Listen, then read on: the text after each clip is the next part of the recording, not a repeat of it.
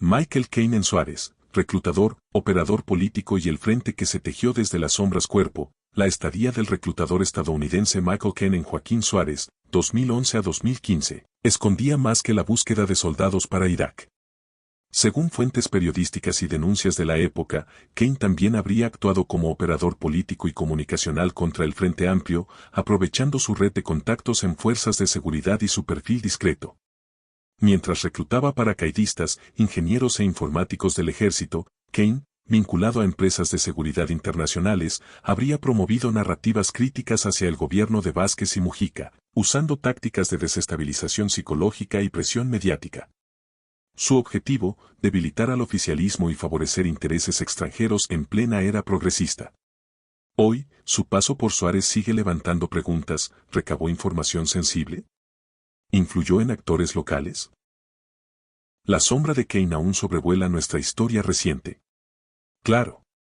El texto que compartes es un excelente resumen de una de las historias más intrigantes y oscuras de la política reciente de Uruguay.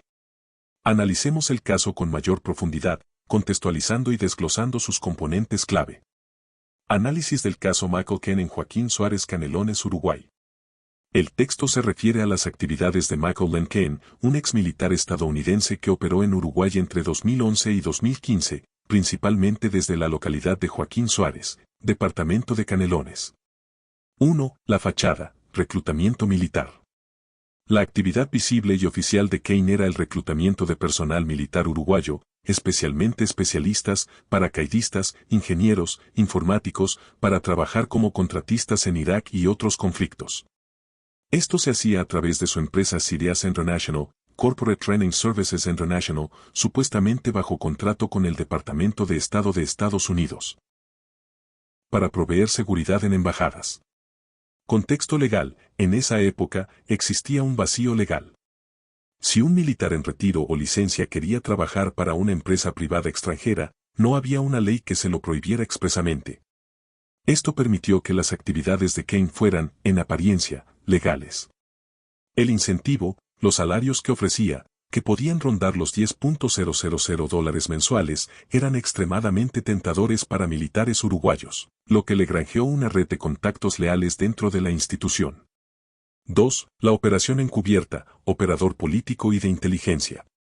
Donde la historia se vuelve turbia es en las actividades que Kane habría realizado desde las sombras, como bien indica el texto. Las investigaciones periodísticas, especialmente de medios como La Diaria y Búsqueda, y denuncias de legisladores del Frente Amplio sugieren que el reclutamiento era una cortina de humo para operaciones más sensibles. Operador político comunicacional, se le acusó de o financiar y asesorar a grupos opositores. Se investigó su posible vínculo con la creación y financiamiento de grupos como Uruguayos en Acción y Valientes, que organizaban manifestaciones fuertemente críticas contra los gobiernos de José Mujica y Tabaré Vázquez, utilizando consignas y técnicas de protesta similares a las usadas por grupos de ultraderecha en otros países. O guerra psicológica, PSY. Su formación militar sugiere el uso de tácticas de desestabilización psicológica.